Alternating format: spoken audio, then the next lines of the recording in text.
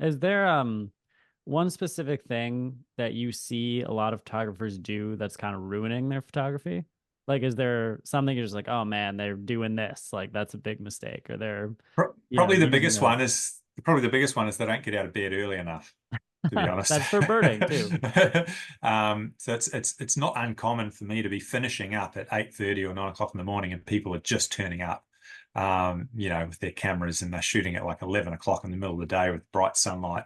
And it's going to be hard to get good photos because the light's harsh, and you got massive shadows, and it's heat haze, and you're going to have a lot of issues. So ideally, you want to shoot maybe a couple of hours after the sun comes up and a couple of hours before. I know that's not practical for a lot of people, and it is difficult, but the light makes a massive difference. If it's overcast, it's all right. You can shoot all day, but obviously in Australia we get a lot of sun. So in Australia, my advice is to try not to shoot in the middle of the day. You can do your birding, I guess, but often birds are quite dormant during the middle of the day Mhm. as well. That would be my advice: is get up early and watch that sun come up, and just enjoy the time out with the birds. I guess that would be the main thing, I think.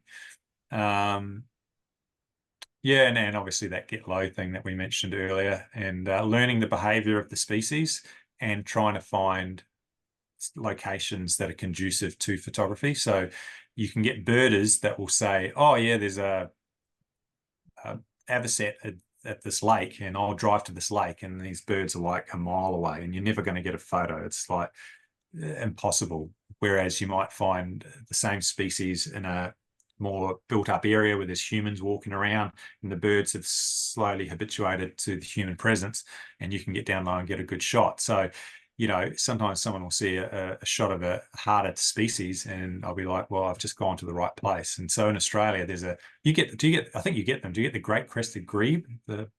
Maybe not, but Unfortunately not. I wish we no, did. okay. Yeah, you get a few other grebes, but so the great crested grebe, which is found in other parts in the world. Where I am, they don't like humans very much, and they're often in the middle of larger lakes, and they're not very common at all. So it's quite hard for me to get a good photo.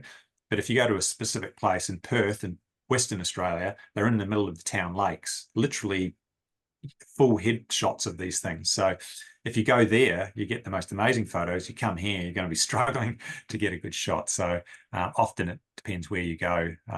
So that's one little thing, is I think sometimes people go and try and chase wild ducks, and then they can't get anywhere near them, and they fly off, and they think, oh, I'm never going to get a good shot. But if you go to a town lake where the ducks are more used to humans, you're going to get much better shots.